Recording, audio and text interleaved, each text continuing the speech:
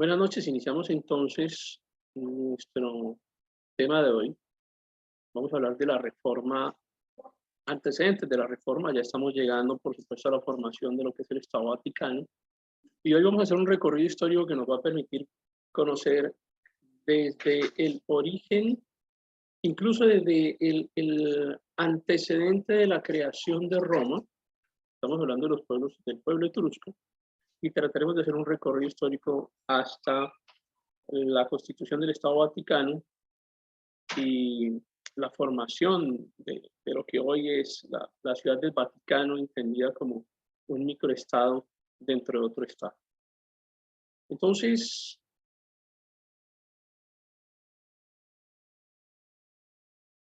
iniciamos desde acá.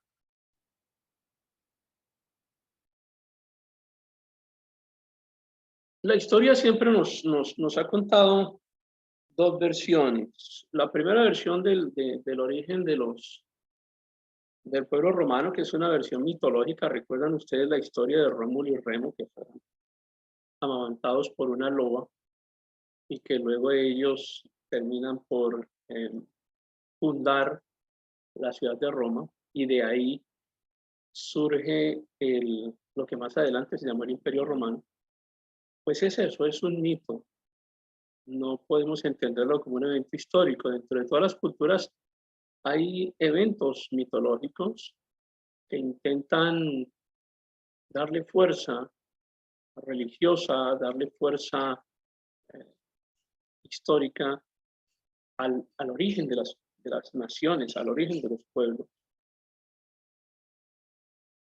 Antes de los romanos, en lo que hoy es Italia, encontramos a un pueblo que llamamos así los etruscos.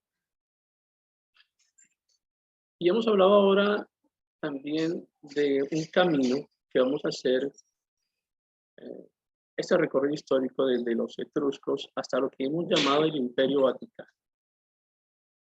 Y alguien se preguntará, ¿por qué Imperio Vaticano? El Vaticano es una ciudad, es un estado,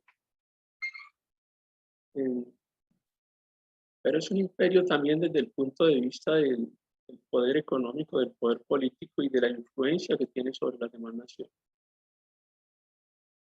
Así que esa es la explicación de por qué esa denominación. Vamos a ver también un poco acerca de este lugar que vamos a conocer como la necrópolis Tarquina. Mucho antes, insisto, de la formación de la misma Roma, ya existían en este territorio los etruscos. ¿Qué evidencias tenemos de ellos? Esta, por ejemplo, o estas. Encuentran ustedes unas necrópolis que son unos gigantescos cementerios. En este caso, en la región de Tarquina, ahora les enseño el mapa, en donde encontramos una evidencia clara no solamente de la existencia de los etruscos, estos no son romanos, son etruscos, una evidencia clara de que existieron en la región de lo que hoy es Italia, muy cerca a Roma primero y luego en Roma posteriormente. Y vamos a encontrar también como muchos de los ritos religiosos de los etruscos son evidenciados como parte de la cultura romana. Por ejemplo, el hecho de enterrar a sus muertos en cuevas sobre las cuales ponían rocas, que es una característica muy particular que incluso es relatada en la Biblia como la forma que utilizaron para sepultar a Jesús. Ya este tipo de rituales religiosos eran usados por los etruscos muchísimos siglos antes.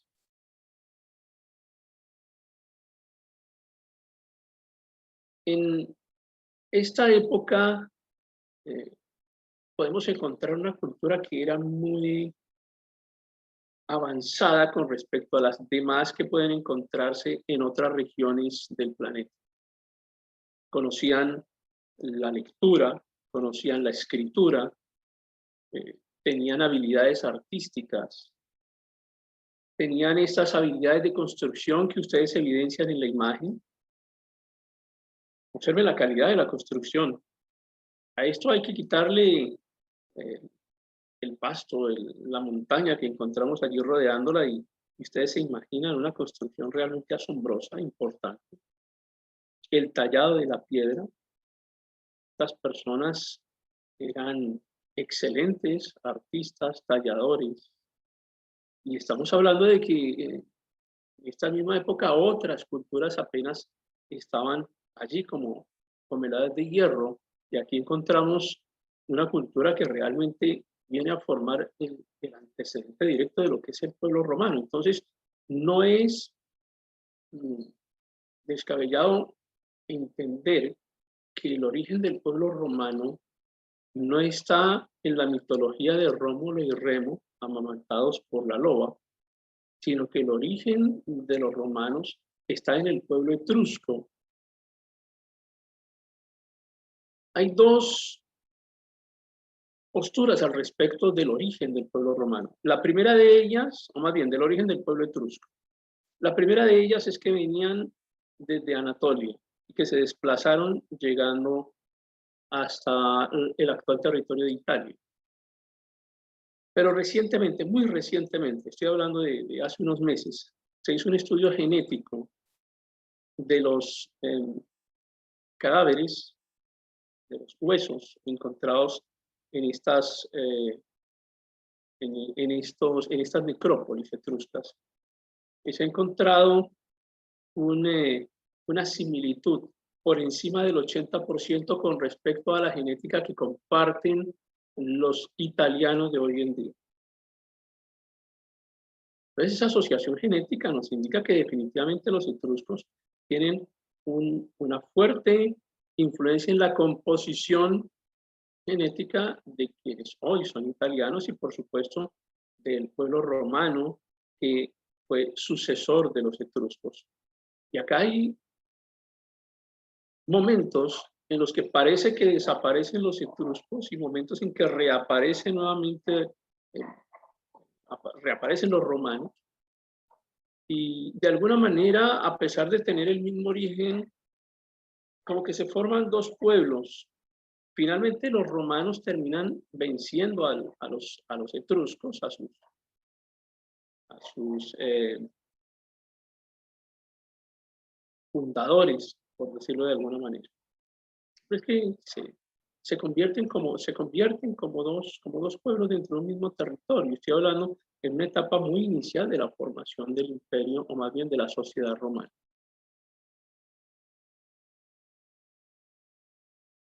El lugar a donde inicialmente llega el pueblo etrusco, del cual hay más evidencia, es esta región en Italia que llamamos Toscana. Observen que está muy cerca de la ciudad de Roma, de manera que el desplazamiento que hoy en día se hacen alrededor de unas 4 horas en automóvil, pues fácilmente con el paso de unas semanas, de unos meses, lograron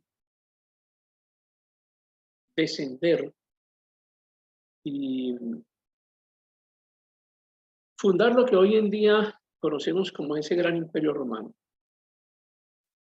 ¿Por qué intento hacer este énfasis? Porque muchos historiadores, o más bien muchos libros que ustedes encuentran, escritos por historiadores que no tenían la información con la que contamos hoy,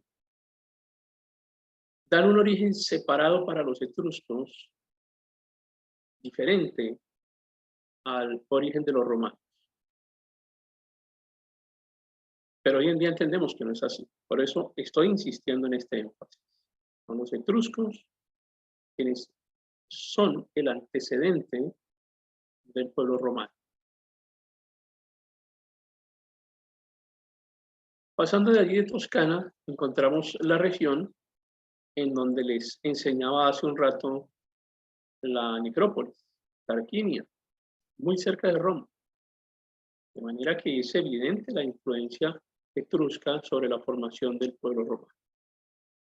Entonces ahí encontramos a los mismos etruscos fundando Roma, sentando las bases, siendo la matriz poblacional del pueblo romano. Y no podemos decir que equivalen exactamente porque, insisto, históricamente ellos se separan, se atacan. Yo no sé si han visto ustedes algunas naciones que tienen un mismo origen, pero en algún punto de la historia se separan. Y ahora parecen como que no se conocían y hasta parecen enemigos. Acá en Colombia nos ha ocurrido, por ejemplo, con Venezuela, con Panamá, con Ecuador. Inicialmente pues éramos una sola gran nación, pero con el paso del tiempo se van separando y actualmente hay en algunos puntos de la historia muy malas relaciones, por ejemplo entre Colombia y Venezuela o entre Colombia y Panamá, y probablemente con algunos de sus países suceda lo mismo. Esto es lo que ocurrió allí entre los etruscos y los romanos. Tenían un origen similar, terminan separados, terminan convirtiéndose en pueblos independientes y atacándose unos a otros, en este caso los romanos prevaleciendo sobre los etruscos. Pero la influencia que ofrecieron los etruscos, pues es evidente, porque es que es el mismo origen. Entonces, por eso encontramos arte similar, formas de enterrar a sus muertos similares, y ahora van a entender un poco por qué estoy haciendo énfasis en esto. E incluso parte del lenguaje similar. Hay algunas palabras que pueden llegar a ser muy parecidas entre el lenguaje etrusco, que hoy en día es una lengua muerta, y el latín. Pero la similitud no es muy amplia. Hay que reconocer que son apenas algunos cognados o son apenas algunos símbolos, como también lo veremos en unas imágenes más adelante. Un acercamiento nuevamente de esta región de Tarquinia, y ya vamos acercándonos a donde nos interesa llegar, que es a Roma. Roma, ¿recuerdan ustedes? La ciudad sentada sobre los 7 montes.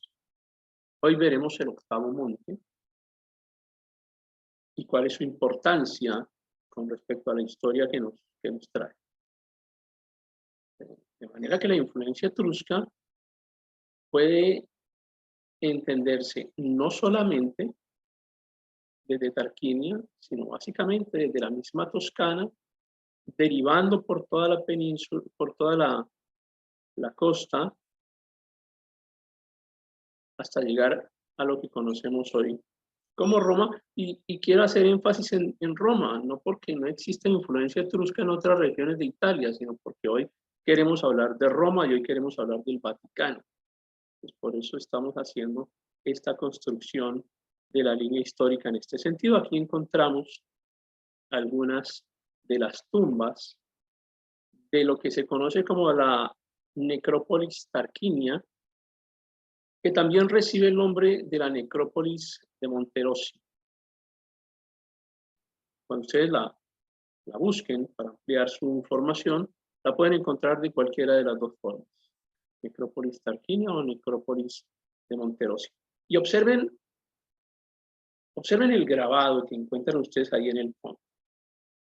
Al lado derecho de su pantalla, quise ofrecerles la imagen de la entrada a una de estas cuevas, o a una de estas tumbas, a alguno de estos sepulcros. Así se ven por fuera, y la imagen que tienen de fondo es como algunos de ellos se ven por dentro. No todas tienen estas decoraciones, pero hay algunas 200 que tienen pinturas de este tipo.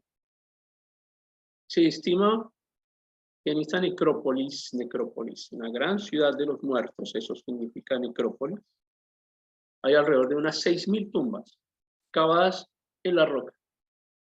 De Mira que la costumbre de construir tumbas cavadas sobre la roca no fue exclusiva del evento en el que Jesús fue sepultado, sino que hacía parte no solo de la historicidad del pueblo romano, sino de los antecedentes desde el pueblo etrusco.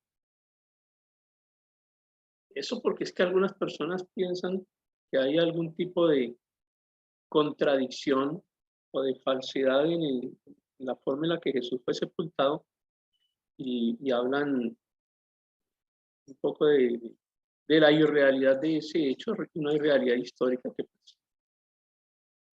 por lo menos tan solo en la necrópolis Tarquinia hay 6.000 evidencias similares. Pero miren ustedes el diseño de esta pintura. Miren ustedes el uso de los colores. El color rojo es un color muy difícil de lograr y en aquella época todavía más difícil. Es un color muy complicado de obtener y fíjense cómo ha perdurado durante el tiempo. El diseño de los felinos en la parte superior, la forma en la que están bebiendo, comiendo, compartiendo quienes están allí acostados en este escenario, mostrando una de las escenas, nos recuerda muchísimo a una escena romana. Son grabados que posteriormente encontraremos también dentro de la cultura romana. Y solamente si uno tiene algo de conocimiento en este tema puede llegar a entender que no estamos refiriéndonos a una escena o a una pintura de la cultura romana, sino que estamos hablando de la cultura etrusca. Son demasiado similares. Observen las coronas sobre las cabezas de quienes están en la imagen, los utensilios que están utilizando, que están usando, las jarras, las telas, las actividades que realizaban,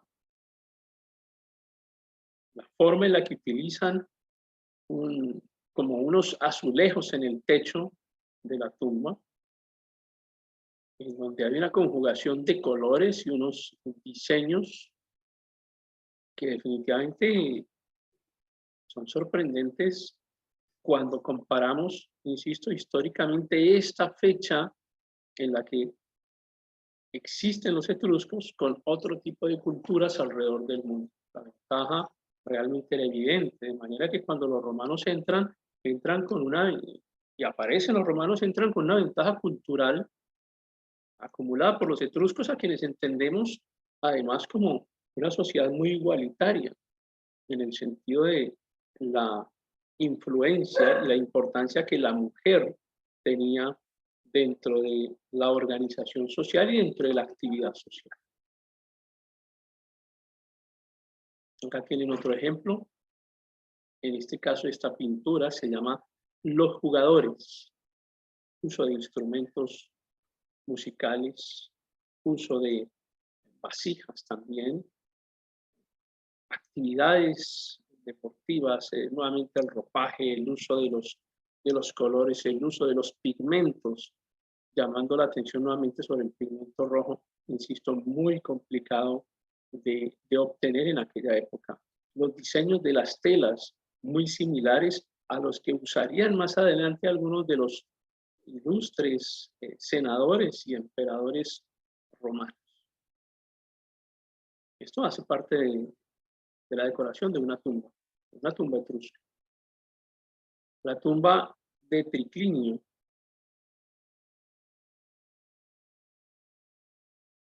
Actividades en el campo. Observen la decoración, el ornamento de las telas. Danzando probablemente.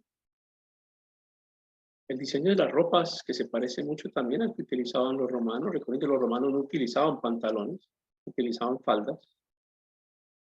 Solamente cuando tienen contacto con los francos, con los galos más bien, que aprenden a utilizar los pantalones, porque la tierra de los galos era muy fría y ellos sí eran capaces de soportar el frío porque utilizaban los pantalones, y es cuando los romanos copian esa indumentaria, pero hasta hasta antes de los galos, los romanos utilizaban falda, incluso los soldados los militares. El uso de instrumentos. Se entiende también que los etruscos tuvieron una fuerte influencia griega, partiendo del análisis que se hace sobre algunos de sus escritos y dentro de los cuales se identifican algunos rasgos griegos, pero también, por ejemplo, el uso de algunos instrumentos y algunas técnicas de construcción que son compartidas. Por el pueblo romano, interesante también ver acá, por ejemplo, que no solo el calzado y el uso de telas, sino el uso de sandalias.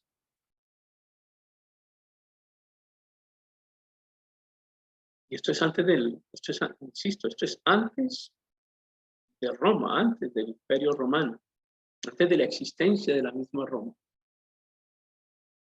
La influencia etrusca es realmente indiscutible sobre el pueblo romano. Acá tenemos un lugar que se llama Campo de las Urnas. En la parte superior a la izquierda, nuevamente la entrada de algunas de las cuevas que hemos venido mencionando, que era una forma de enterramiento, parece que un poco más exclusiva para cierto estrato social, tenía mayor rango, mayor dignidad, y estas urnas, que también hacen parte de las necrópolis, que también consisten en unas tazas o vasijas de piedra muy parecidas a las urnas funerarias que incluso podemos llegar a utilizar hoy en día en algunos países, en donde con ladrillos, principalmente con ladrillos, hoy en día se hacen unas urnas individuales a las cuales luego se les pone una tapa. Observen el detalle con el cual son forjadas las tapas de las urnas de forma semicircular, y para ellos era muy importante este tema de la sepultura, el respeto que tenían por sus cementerios, el respeto que tenían por la forma como enterraban a sus muertos. Observen las urnas alineadas en unos campos que pues eran útiles para la agricultura, pero que preferían dejarlos para el uso funerario.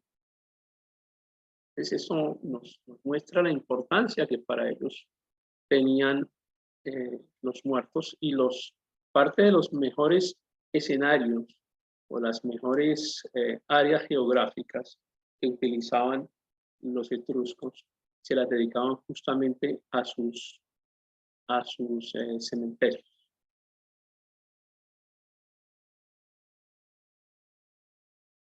Sin embargo, cuando hacemos un análisis acerca de las creencias religiosas de los etruscos, ya encontramos elementos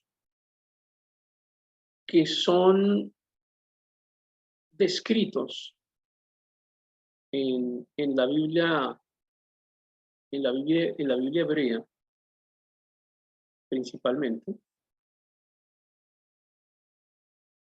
Unos elementos que son compartidos entre los pueblos mesopotámicos, acá en el centro de la pantalla,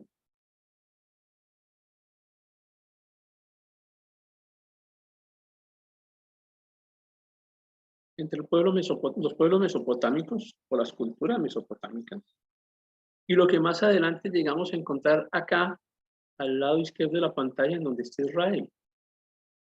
Una de las críticas que se le hace al pueblo de Israel justamente es eso, que adoptaron las creencias mesopotámicas. De acá de Mesopotamia es donde se le dice al patriarca: sal de tu tierra y tu parentela y ve a la tierra que yo te diré.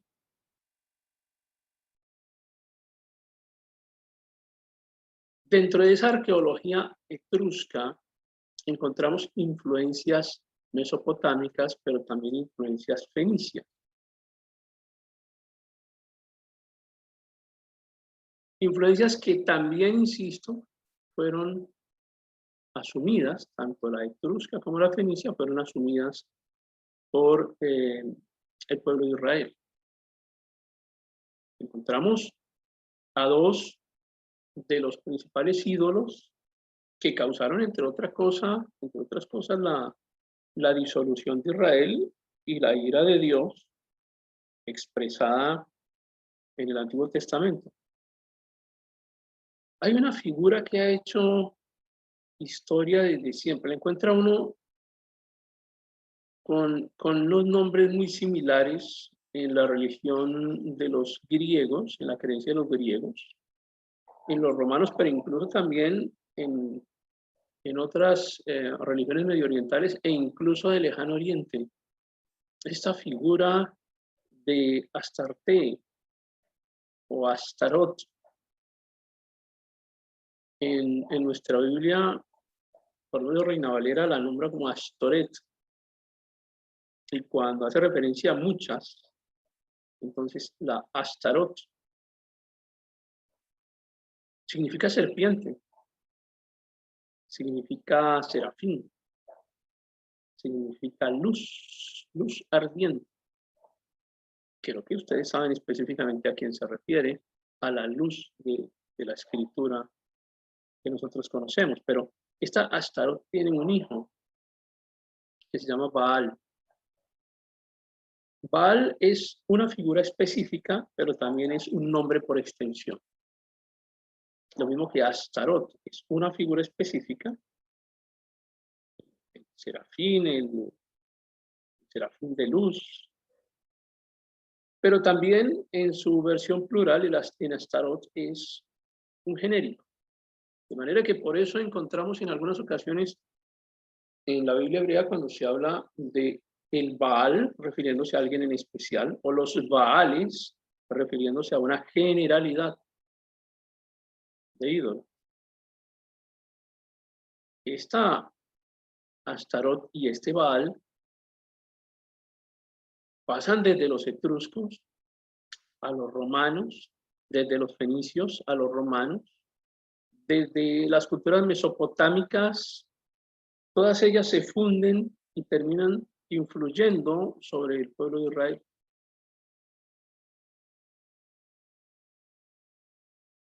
Tal vez por eso al patriarca se le decía, además váyase solo, no se lleve a nadie. En total no se fue solo. Recuerden que él ni siquiera sale por su propia iniciativa, sino es el papá, Taré, quien le dice, bueno, usted ya le han dicho 2 veces que nos vayamos, vámonos de acá. Y ni siquiera llegan a la tierra, él hace su parada en algún lugar y allá espera que el papá se muera, Taré se muere y luego entonces desde ahí comienzan a caminar nuevo, por fin decide irse hasta la tierra que le habían indicado, pero no llega solo. Puede uno suponer, desde el punto de vista histórico, que ese acompañamiento quería, o más bien, negar ese acompañamiento quería evitar el traslado de estas figuras idolátricas desde Mesopotamia hasta la tierra prometida. Es muy probable que eso haya ocurrido de esa manera. El patriarca no llevaba a sus ídolos, no hay nada que nos indique que él adoraba ese tipo de figuras, pero de alguna manera pudieron trasladarla entre ellos mismos o al fin y al cabo asimilar. Otra opción es esta, que hayan asimilado los ídolos que ya estaban allá en la tierra a la cual deberían llegar. Entonces todas las hipótesis acá, por supuesto, son válidas.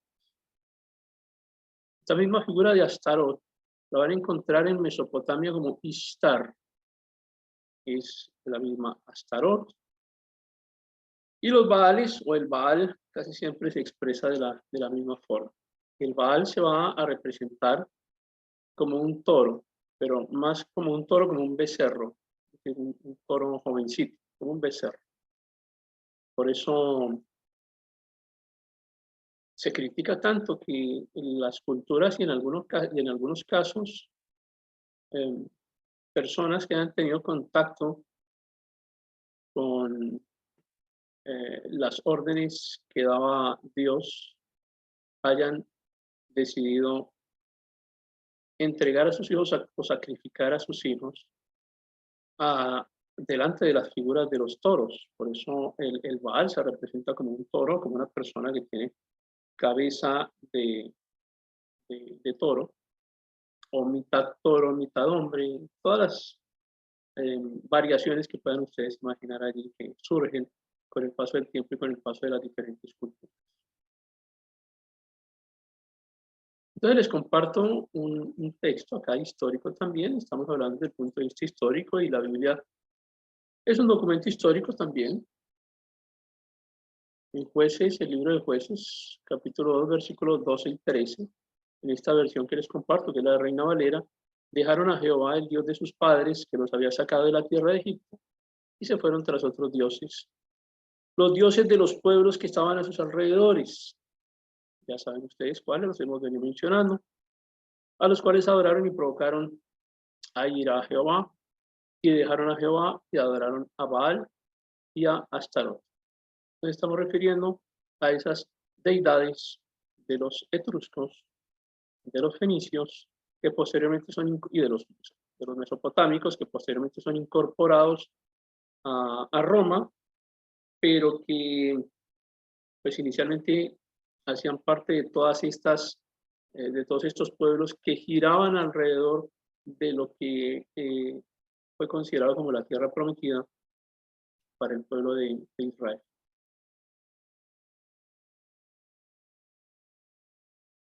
Y hablemos de la lengua etrusca.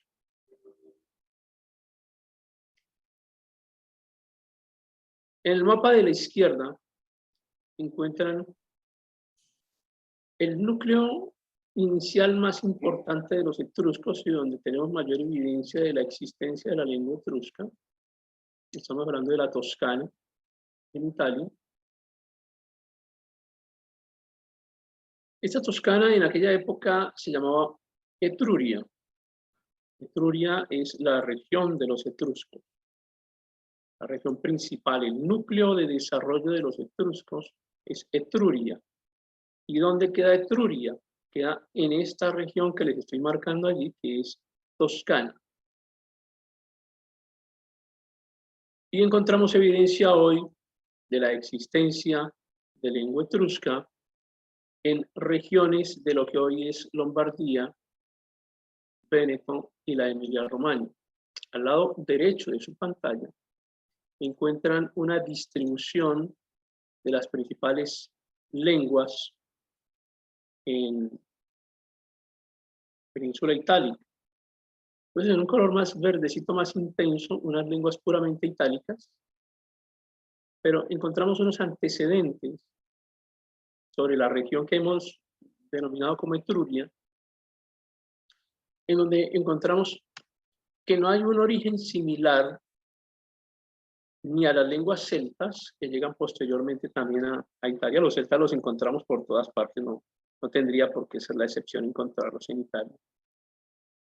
Los fenicios, los griegos, pero observen cómo aquí en esta región, específicamente hablando de Toscana o de Etruria, encontramos unas lenguas que no tienen un origen similar, que fueron desarrolladas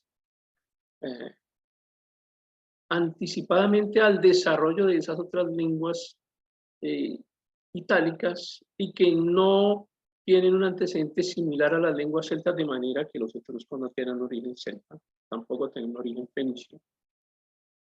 Un origen propio.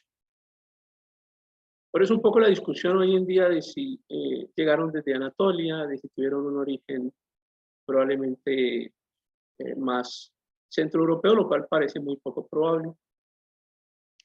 Y falta mucho por investigar acerca de los etruscos.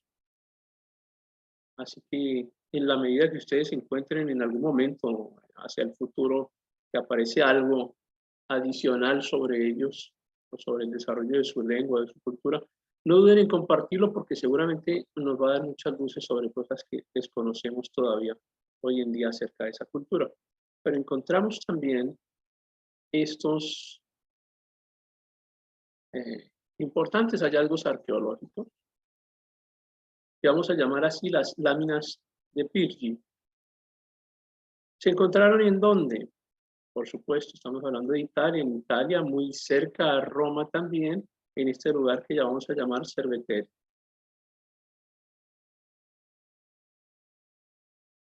Son unas láminas que están hechas en oro.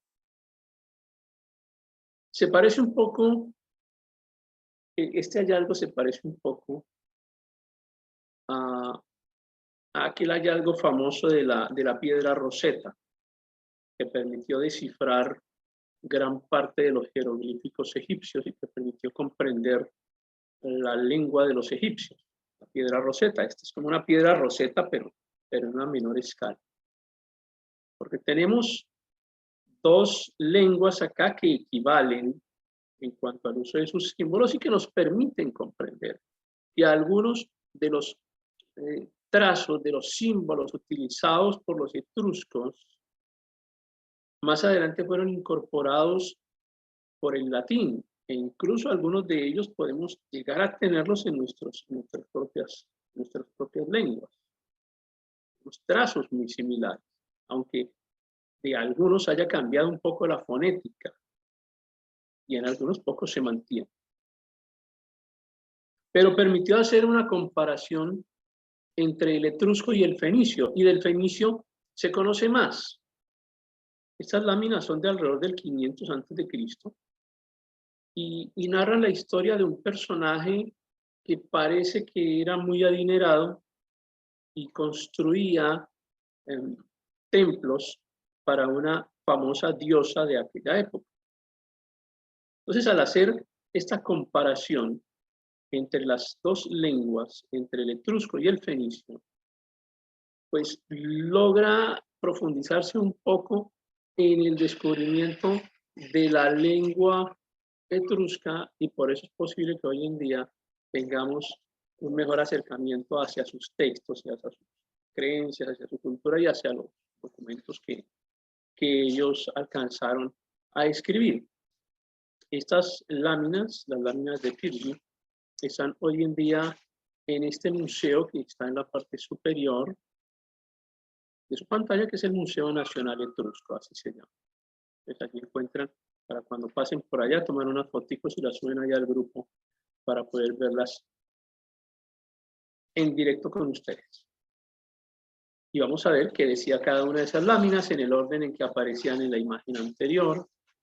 Ahora tenemos los textos en esta siguiente diapositiva. ¿Recuerdan ustedes que alguna vez hablamos de los cognados? Los cognados son palabras que sirven como raíz para la identificación de palabras que hoy son más nuevas o que hoy son de un uso más común. Los cognados son como raíces lingüísticas. Entonces el estudio se hizo a partir de cognados que nos permite derivar en algunas palabras que nos interesan para este estudio que vamos a tener el día de hoy. La primera lámina dice así: este templo y estos edificios sagrados han sido pedidos por Uni en su provecho.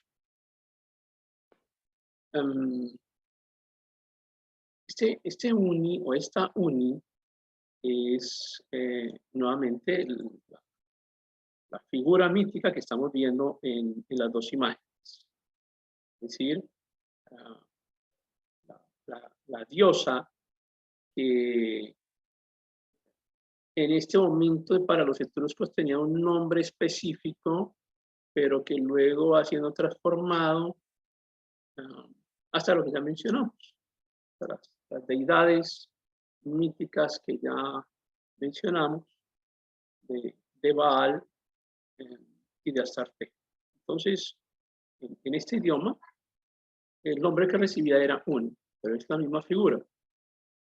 Han sido pedidos por Uni en su provecho. Habiéndolos construido a sus expensas, Tefarí Belianas.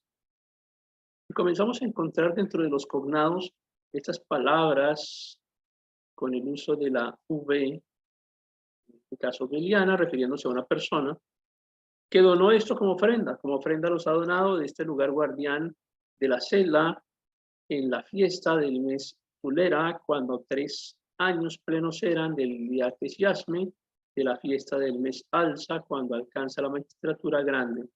Entonces, un personaje que tenía dinero, que alcanzó una influencia política y que donaba los templos para el culto de esta diosa. Del lugar sagrado, en verdad, en el santuario los años son cuanto estas bulas. Eso es lo que traduce la primera lámina, que está completamente en etrusco, la segunda lámina en etrusco. Cuando Tefari Belianas se refiere nuevamente a la misma figura, al mismo personaje, al mismo político, al mismo líder, construyó la estatua del santuario en el mes de Masán. Uni fue complacida, los votos del templo serán tantos años como las estrellas. Y la lámina 3 ya no está en etrusco, está en fenicio, por eso es que permite hacer la comparación y permite entender el idioma etrusco. Fenicio se refiere a la señora Astarte, es decir, esta Astarte o Astarot es la misma Uni, la misma diosa Uni de los etruscos, es la misma diosa Astarte de los fenicios, es la misma diosa Astarte de los judíos. Este es el lugar sagrado que ha hecho y que ha donado Tefari Belians, así es como se escribe este nombre en fenicio. Reinando en este lugar en el mes del sacrificio, pues nuevamente vuelven a hacer un recuento de las grandes donaciones que hacía este personaje Belianas etrusco en favor de la diosa Astarte. Como eso. Y es un personaje que es extremadamente influyente, no solamente en las culturas etrusca y fenicia, sino prácticamente en todas las culturas, en la religión de todas las culturas que podamos analizar. Entonces ya esta gente se va consolidando y ya no son viajeros, ya son una organización social muy fuerte. Ya hay una predilección por las culturas por asentarse en este lugar tan cerca de Roma. ¿Recuerdan cuando veíamos acerca de los lombardos? Ellos descienden, comienzan a descender por Italia y también se ubican inicialmente en esta región. Pero muchísimos siglos antes están los etruscos. Entonces, esto que en un momento llamábamos, hace unas clases Lombardía, unos siglos antes se llamaba Etruria. Los etruscos tuvieron el mismo problema que tuvieron los lombardos, y es que organizaron unas ciudades muy fuertes, unas ciudades que tenían autonomía política administrativa y tenían su propio sistema de defensa. Pero por el hecho de ser ciudades separadas, no se organizaron como un estado fuerte, no existe una unificación. Alcanzan, por supuesto, a llegar muy cerca de Roma y seguramente son ellos quienes fundan Roma. Por supuesto que sí, eso lo tenemos claro. Hay un límite que siempre ha tenido Roma, tanto para separarse de otros.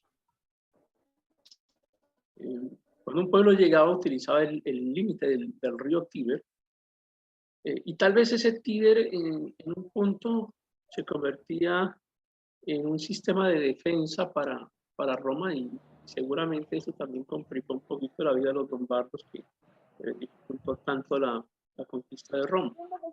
Se demoraron en la conquista de Roma. Perdón un segundo, cierro acá un micrófono. Entonces, hablando de los etruscos,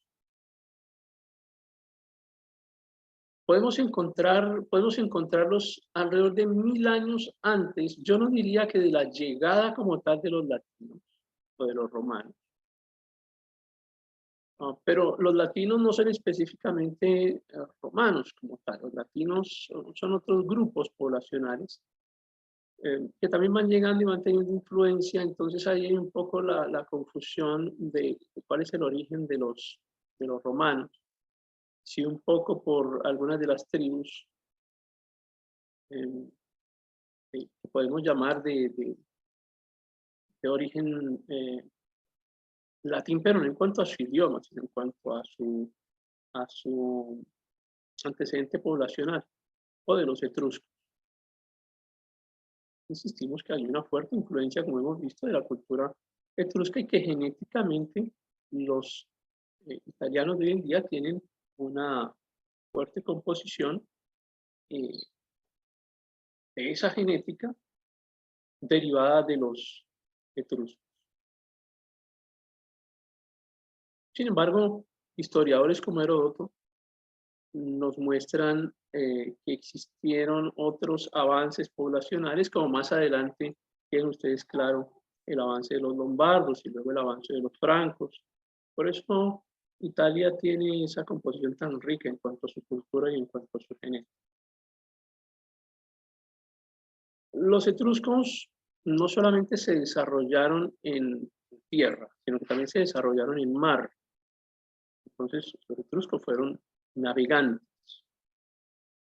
Y ellos llegan incluso a Córcega y a Cerdeña. En Córcega tenían una ciudad que se llamaba Alalia, pero no era una de sus ciudades más fuertes, no hacía parte de la Liga Etrusca, pero se desarrollaron allá sobre el mar. Los etruscos tuvieron influencia y poder sobre el mar. Sin embargo, ya sobre el siglo V comienzan a aparecer, como siempre, por supuesto, los celtas que venían del norte, y los cartagineses que venían del sur. Entonces los celtas llegaron por tierra y los cartagineses llegaron por mar, y así fueron disminuidos, no se unificaron finalmente, no lograron ser un gran estado y fueron desapareciendo. Un momento, por favor.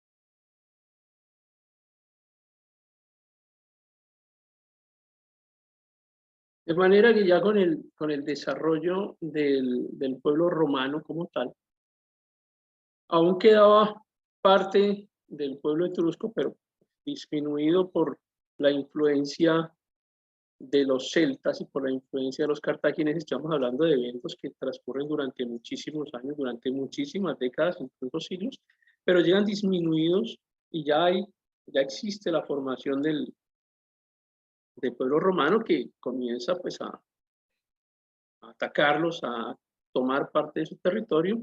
Ya ustedes conocen todo el resto de la historia desde ahí en adelante.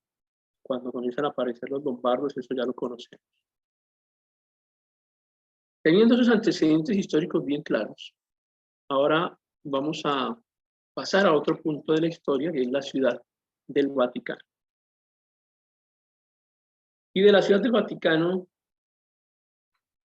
vamos a hacer un acercamiento y quiero llamar la atención a esta área que está remarcada con el punto que hemos denominado el Jardín Vaticano, pero lo que quiero llevar es un poco el relieve, porque acá nos interesa es esto, el relieve, porque yo les hablé de los 7 montes que están a oriente en esta imagen, que no están dentro de la imagen, pero que están al oriente, como ustedes ya saben por la geografía que hemos estudiado, y acá estamos refiriéndonos al Jardín Vaticano.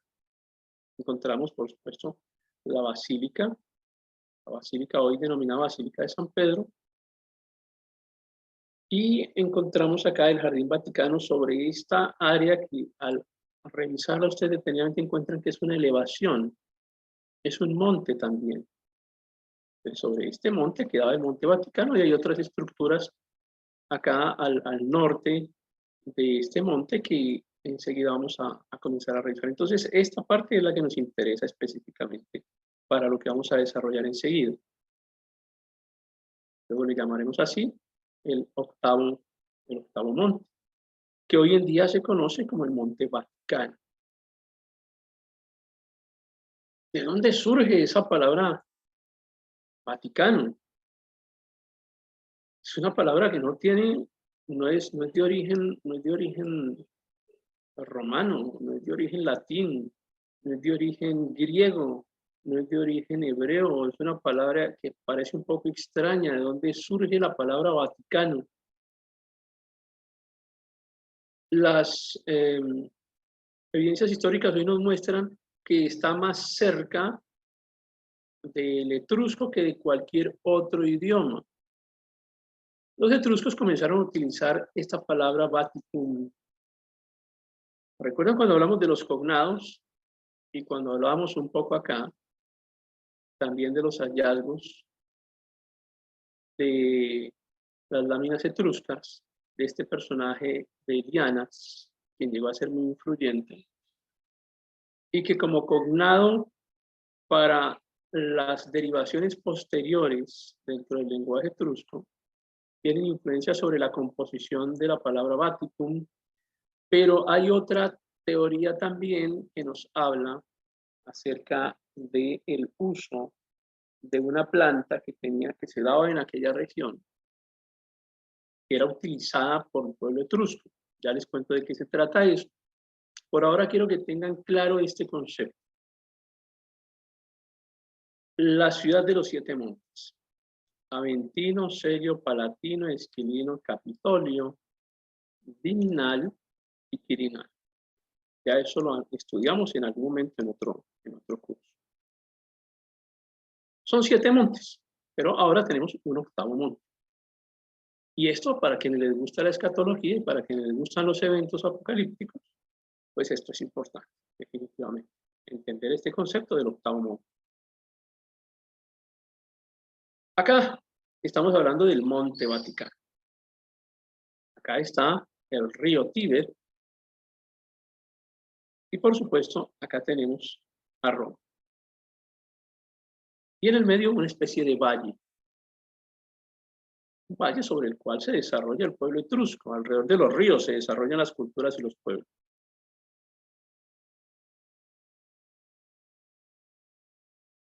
El antecedente que tenemos es el siguiente. Hay una planta alucinógena, que cuando la consumían producía pues visiones, ¿cierto? Una droga. Esa droga, ellos comenzaron a hablar de que realmente la planta lo que les producía era el logro de visiones proféticas. Una droga, se estaban drogando. ¿Qué droga era? No sé si marihuana o escopolamina, no tengo ni idea. En ese caso la encontraron allá de tipo silvestre, comenzaron a cultivarla. Y entonces aparecen esas visiones, ya ellos metidos en su viaje extrasensorial por la droga, comienzan a tener visiones. Tania, te está durmiendo. Entonces comienzan a tener visiones. Esas visiones les llamaron Vática. A las visiones llamaban Vática. Porque las visiones les permitían vaticinar. Hoy en español utilizamos la palabra vaticinar. Vaticinar es como anticiparnos a algo. ¿Cuál es el vaticinio del marcador de los 2 equipos de fútbol que están jugando? No, va a quedar tanto. Realmente no tenemos ni idea cuánto van a quedar. Estamos vaticinando, anticipando el futuro. Si lo ponemos en otros términos, estamos profetizando, si se quiere, teniendo una visión profética para hablar del lenguaje etrusco. Era la forma en la que ellos lo ven. Están hablando de una visión profética causada por la droga que estaban consumiendo.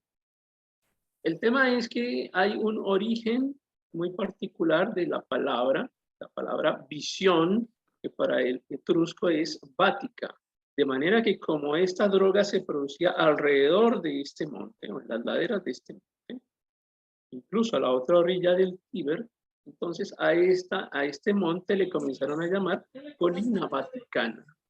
Colina Vática, que más adelante, pues inicialmente no fue colina, era el monte del vaticinio, el monte de la profecía, el monte de la visión profética, el monte Vaticano. Es un poco tratando de resumir aquí el origen de la palabra, el monte Vaticano. Pero recuerden también que ellos daban un especial interés a sus enterramientos, a sus sepulturas. De manera que este monte era utilizado como lugar funerario. Este monte lo utilizaban para enterrar a sus muertos. Luego era un cementerio. Entonces, debajo del Vaticano hay un cementerio. Es el cementerio etrusco.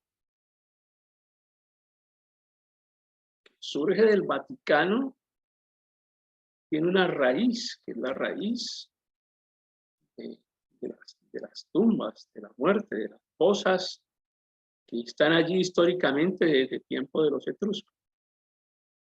Luego ellos tenían también una diosa que era la protectora de sus sepulturas, la diosa del inframundo, que tenía como misión vigilar el monte con uno de sus ojos. Muy particular encontrar que este uso de un solo ojo lo encontramos también en la cultura egipcia. Y si queremos ser un poco más aventurados, hay algunos billetes, algunas divisas hoy en día que utilizan un solo ojo dentro de su estampa, ¿cierto? Dentro de su diseño. Eso si queremos aventurarnos ahí en otras cosas que no hacen parte de esta historia que estamos viendo. Pero entonces a esta diosa le llamaban la diosa Vática. Este era el monte de la diosa Vática. Este era el monte de la diosa del inframundo. Este era el monte funerario. Y se comenzó a adorar a la diosa Vática. Entonces era esta colina vaticana, era el lugar de adoración de los etruscos para su diosa, que era la diosa del inframundo, que era la diosa Vática, que protegía las sepulturas que estaban allí en ese lugar. Cuando uno hace un recorrido histórico, casi siempre cambia la decoración. Es como cambiar de vestuario. Los lugares históricos que ustedes conozcan, traten de verlos no solamente por la forma como están vestidos hoy, la decoración que tienen hoy, sino cómo se vestían antes. Y eso es lo que nos lleva a uno a comprender un poco cómo se visten hoy. Como diría la escritura, el que tenga oídos para oír. Bueno, entonces, ahora vamos a encontrar acá, nuevamente, el Monte Vaticano, ubicado en esta región, por supuesto, y encontramos acá, ya estamos acá ubicados en Roma. Ha pasado otro siglo, y ahora nos venimos acá a un plano de Roma, la ciudad romana, la ciudad imperial, la urbe romana, la ciudad grande, ¿sí? Encontramos acá, junto al Monte Vaticano, este recuadro de color azul que aparece en este mapa, en la parte superior izquierda de su pantalla, que hace referencia al circo. El circo. Claro que esto es interesante para nuestra historia también. Circo romano. El circo romano del que todos ustedes tienen conocimiento que se hacía dentro del circo romano, por lo menos con los cristianos. Que está allí en el Monte Vaticano también, por supuesto. Todavía, como tal, no existía la ciudad del Vaticano, pero existía el Monte Vaticano, existía Roma, el Imperio Romano, y en esa zona geográfica existía el Circo Romano, allí, a los pies de la colina vaticana del Monte Vaticano. Ya por historia romana, ustedes conocen que era el lugar en donde historiadores como Tácito revelan, muestran, nos cuentan acerca de lo que hacía Nerón, los espectáculos con cristianos y los juegos en lo que ellos llamaban el circo, ¿cierto? El circo por esta época pues es entendido un poquito diferente. Esa carpa itinerante, bueno, por esa época no era una carpa itinerante, era esta estructura que vamos a ver enseguida, en la cual tenemos aquí un plano, que es interesante analizar este plano porque nos ayuda a entender cómo estaba desarrollado el circo, ¿cierto? Aquí alrededor de, esta es la base, el área más importante del circo. Ya les voy a dar los nombres de cada uno de estos elementos. Me interesa aquí llamar su atención sobre este núcleo central en este plano que se llama el obelisco. El obelisco, este es el circo de Nerón. Allá donde mataban a los cristianos era este. Con unas estructuras iniciales, una torre inicial, una torre terminal y en el centro el obelisco y una pared que dividía la arena en dos segmentos y luego la gradería y por supuesto que estaba los palcos en donde los personajes ilustres, entre ellos el emperador, podían ver los eventos del circo. Y afuera de la ciudad, entonces encontramos lo que llamamos la Vía Cornelia, que era la vía más importante. Ustedes imagínense el estadio más importante de su país. Y entonces ahí tienen una semejanza.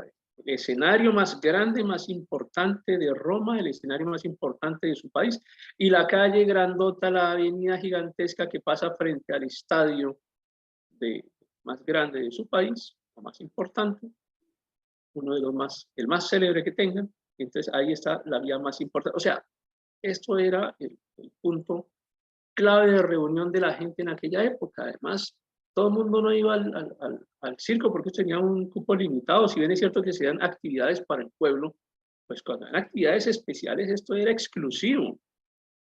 Entonces, si ustedes hacen conciertos en algunos de sus estadios y a veces son unos conciertos muy costosos y todo el mundo no puede pagar lo que cuesta un ingreso a ese escenario. Entonces, en algunas ocasiones este circo cumplía esa función y en otras ocasiones era de beneficencia. Entrar a que el pueblo se distraiga un rato. Por ejemplo, no es lo mismo llevar una gran obra de teatro importante donde vamos a cobrar una taquilla grande para poder ir a ver una obra teatral que las había en aquella época, en donde iban personas exclusivas de la sociedad romana, que ir a ver cómo mataban a un poco de cristianos allá. Eso es una cosa populacha, eso allá podía entrar cualquiera a ver eso. Entonces, no necesitaba ni siquiera comprar boletas, o cualquiera entraba a ver eso, un espectáculo de segunda categoría. Era más para el pueblo. Se me salió el pueblo, para el pueblo, no para el pueblo. Pero quiero decir que era para el pueblo, en definitiva. Entonces, acá tenemos una reconstrucción nuevamente del circo. Es que quiero que comprendamos algunos elementos acá que son claves. Parece que fueran un poco trascendentes, pero realmente son importantes. Es que, a ver, templo de Dios tiene una estructura. El centro de la estructura del templo de Dios era el lugar santísimo, pero también tiene una puerta, la puerta por la que se podía entrar, los instrumentos que estaban dentro de la construcción del templo, el lavatorio, las cortinas. Y acá tenemos que este personaje también se inventó su templo. Su templo fue esto, el lugar donde sacrificaban a los cristianos. Tiene una estructura muy particular también. Los circos romanos tenían también una puerta triunfal. La puerta triunfal por donde entraban los cristianos para ser sacrificados. Pero en general a nosotros nos llama la atención es eso, todo lo que hicieran allá adentro no nos interesa. Específicamente nos interesa es lo que tiene que ver con nuestra historia de cristianismo, que es para dónde vamos. Y entonces estamos hablando de la reforma. ¿De la reforma de qué? De la reforma de todo esto, porque es que ahora que volvamos a recordar un poco la donación de Constantino, lo que hizo ese documento apócrifo fue entregarle toda esta estructura espiritual a Roma, y entre la estructura también su antecedente histórico. Entonces, fíjense que tenemos estas columnas que les mencionaba en el plano básico anterior. A esto se le llamaban metas.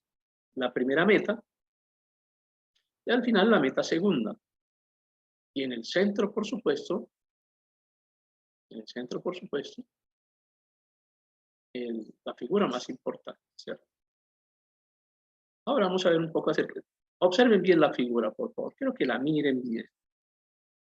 En el centro de esta estructura, entonces estaba la espina, la pared que les decía que dividía la arena en dos partes, la espina, las metas. Y fíjense también cómo en el centro, sobre la espina, se organizaban otros escenarios,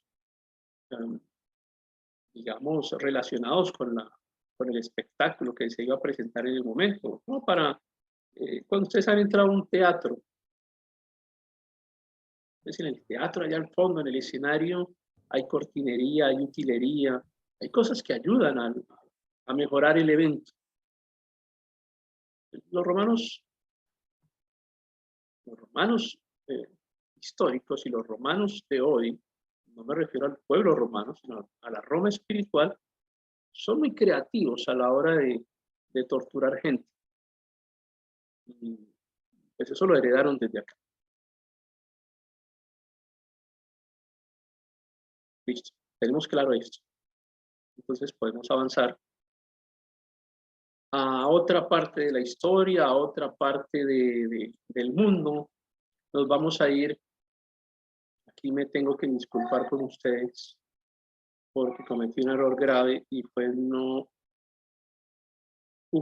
ponerles un mapa grande en donde ubiquemos esta zona. Quiero hablarles de Alejandría, quiero hablarles de Heliópolis, específicamente de Heliópolis. Esto que estamos viendo es un acercamiento del norte de África. Estamos en Egipto. Esto es Egipto. Y Egipto está al norte de África. ¿Sí? Pues por acá sale el pueblo de Israel, atraviesa el mar, llega hasta, o sea que acá por encima, como a la parte derecha, arriba de su pantalla, encontramos Israel. ¿Sí? Eso para que nos ubiquemos aquí geográficamente. Entonces, esto es Egipto y todo esto desde aquí hacia abajo es el continente africano. Entonces, ahora nos vamos a ubicar.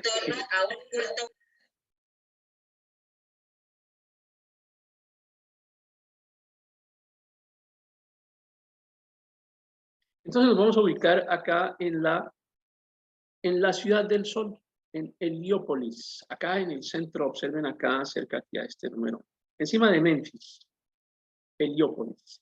Heliópolis, la ciudad del sol en el antiguo Egipto, la capital de lo que llamamos el nomo decimotercero. Un nomo es como, a ver cómo lo digo hoy en día, como cuando ustedes toman su ciudad y la dividen en sectores más pequeños. Un nomo, no sé, en algunas partes de América Latina será como una comuna, como bueno, es una subdivisión, una subdivisión. Entonces, no tan grande como un departamento, pero es que no tienen esa estructura administrativa. Es más bien como cuando toman una gran ciudad y la dividen, eso era un nomo, el nomo decimotercero. Allí quedaba ubicada Heliópolis, en esta región que estoy marcando con el puntero en este instante. Heliópolis, evidentemente la ciudad del sol, polis helio, la ciudad del sol, la ciudad del culto al sol, el culto más importante, uno de los cultos más importantes, si no el más importante de los egipcios era el culto al sol. Tenían una ciudad completa solamente para darle culto al sol. En la región decimonovena estaba Tanis, solamente porque me acuerdo de Tania, pero no tiene nada que ver con la historia. En la sección decimotercera o en el nomo decimotercero, entonces Heliópolis, la ciudad del sol, el culto más importante de los egipcios, el sol. Por eso para ellos que se les apagara el sol era algo espantoso. Listo. Seguimos como poniendo las figuras del rompecabezas. Y ahora quiero mostrarles el obelisco vaticano. Ya vieron ustedes el obelisco, ¿no? Me regreso. El obelisco este que les dije que no olvidaran, aquí en el centro del Coliseo Romano.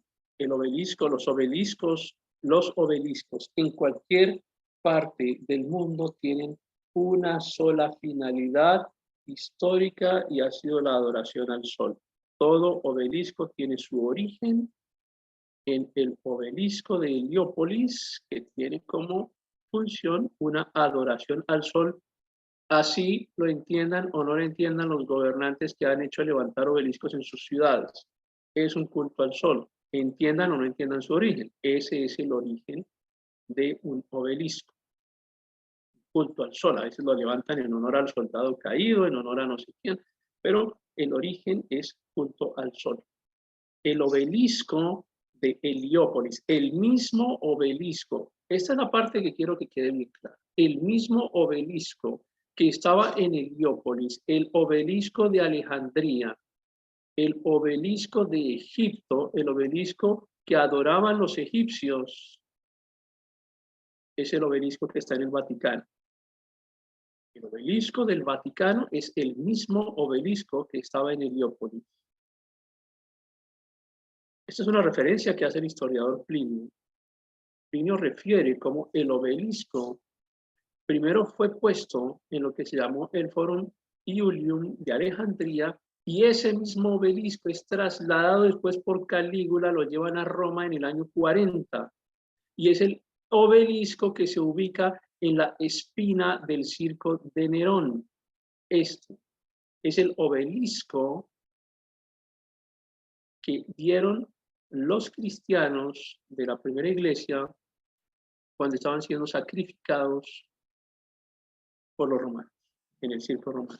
Y es ese mismo obelisco el que luego es trasladado por órdenes del Papa Sixto V en el 1586, le da orden a un arquitecto de nombre Domenico Fontana, es ese mismo obelisco, ya que hay una pintura de aquella época, este es un mural que fue pintado entre 1585 y 1588, que hoy en día se encuentra en la Biblioteca Apostólica Vaticana, que muestra cómo fue instalado el obelisco en lo que hoy se conoce como la Plaza de San Pedro. Y por el hecho de ir a verlo, recibías indulgencia de 10 años. Es decir, podías hacer lo que quisieras, pecar lo que quisieras durante 10 años, que si tú ibas a ver el obelisco, no tenías problema. Es ese mismo obelisco que está aquí en la imagen al lado derecho de su pantalla. Este mismo obelisco que está en la plaza de San Pedro y en el Vaticano es el mismo obelisco, lo que fue trasladado por Calígula en el año 40, es el mismo obelisco que trajeron de Heliópolis por adoración al dios Sol, y es el mismo obelisco que se ubicó en el Coliseo Romano.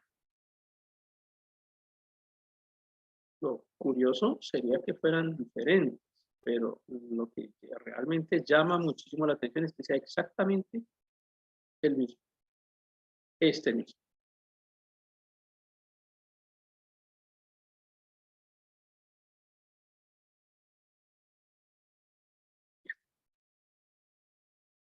Narran algunos historiadores, entre ellos Flavio Josefo, Eusebio, el mismo Plinio, narran algunas historias acerca de cómo murió el apóstol Pedro. No es una historia que esté narrada en la escritura, por ejemplo, hace parte de las narraciones históricas, historiadores,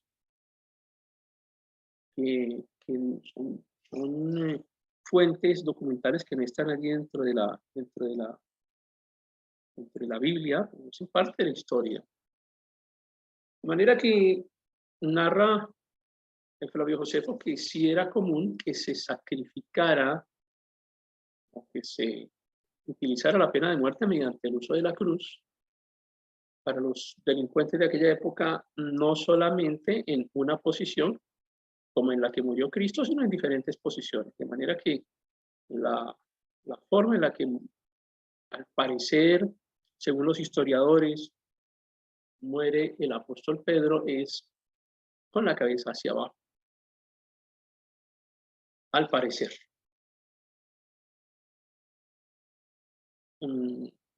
Eusebio dice que allí en Roma también decapitaron a Pablo.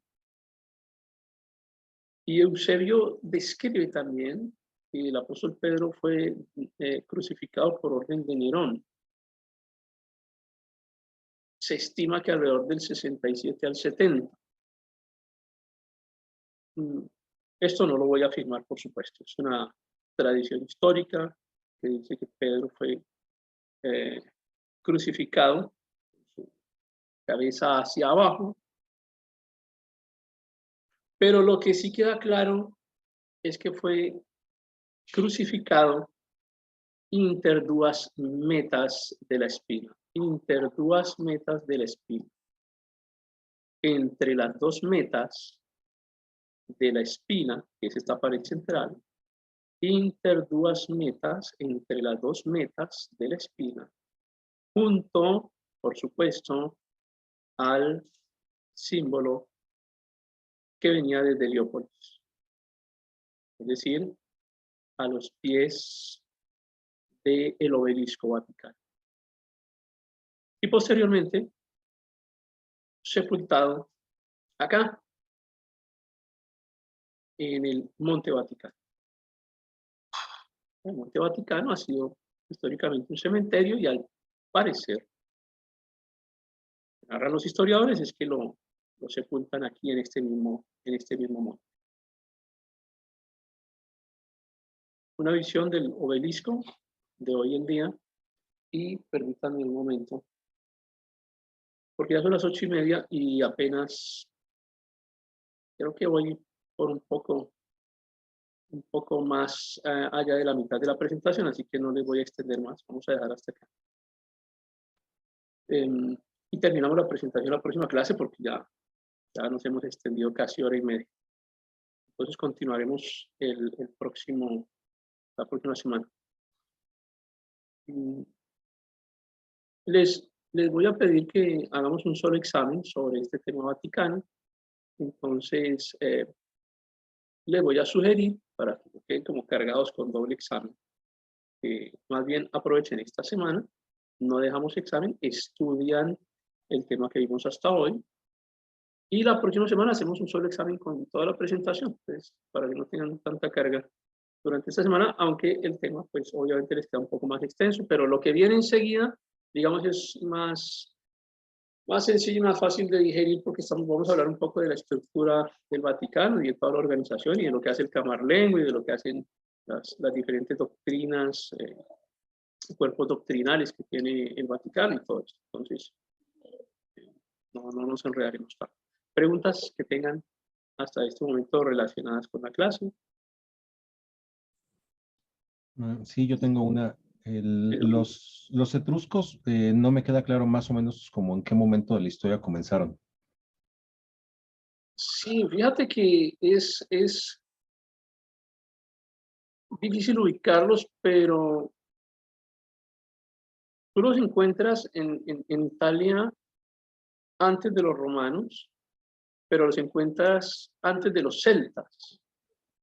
Y los celtas casi siempre han sido origen de la narración de todas nuestras historias de los diferentes países. Casi siempre comenzamos con los celtas. Y los etruscos estaban antes de los celtas. El origen de los etruscos no es no está bien definido. Insisto en que algunos narran el hecho de que llegan desde Anatolia. Algunos piensan incluso que desde más al centro de Rusia. Pero son o sea, lo que te puedo decir es que son muy antiguos, son más antiguos que los celtas. Llegaron a esta región antes que los celtas. Por supuesto, muchísimo antes que los romanos. Es que históricamente hablando uno dice la cultura romana es una cultura antigua, pero la cultura celta, por supuesto, más antigua que la misma cultura romana. Y ahora estamos hablando de los etruscos, bueno, los fenicios y los etruscos, estamos hablando de la edad de hierro. Los etruscos y los fenicios los podemos ubicar en edad de hierro. pero parece que los etruscos llegaron incluso antes a esta región. Entonces es un poco incierto definir con mucha particularidad el momento exacto en que aparecen, pero sí, por supuesto, incluso antes de los celtas. Ok, gracias. Lo particular en la pregunta de Hansel es interesante porque si decimos incluso antes de los celtas, pero miren cómo los etruscos tenían un desarrollo tecnológico, un desarrollo artístico, un desarrollo idiomático. Ellos tenían escritura, tenían lectura, tenían conocimiento de ingeniería, tenían conocimiento de cultivo, se drogaban, tenían dioses para sus centros funerarios. Una cultura muy desarrollada para la época. Lo que pasa es que no se unifican, y lo que no se unifica se destruye. Fíjense cómo se destruyeron los lombardos por no unificarse. Hay un ejemplo más antiguo de cómo los etruscos se destruyen por no unificarse. Y